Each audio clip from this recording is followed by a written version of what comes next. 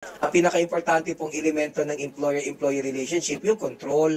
So, ibig sabihin, kung ako'y pumasok kay Sir Noel, kahit wala kaming kontratang pinirmahan, ang trabaho ko sa kanya, ipag-drive ko siya, o ipag-drive ko yung mga sasakyan niya, at siya ang nagko-control kung saan ako pupunta, siya ang nagko-control kung anong gagawin ko. So, in other words, employee niya ako, at kung employee ako po ay may karapatan para doon sa mga tinatawag na labor standards na iginagawad ng batas, yung mga perks, yung mga dapat na ibinibigay sa'yo, kagaya halimbawa ng sick leave, dapat pinagbibigyan yan, o kagaya halimbawa ng pagbabayad ng 13th month, among others. Tandaan nyo po, ang labor code ay ibinalangkas hindi po para proteksyonan ang mga mayayaman at mga nag-iipit na mga employers.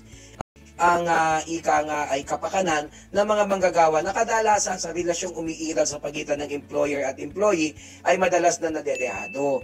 So, kaya po kapag kaganyan, wag po kayong papayag. May mga bagay po sa buhay na dapat po talaga tinututulan at hindi hinahayaan na lamang. Kahit nga po pagmamahal, may mga pagkakataon kailangan pigilin sapagkat hindi dapat.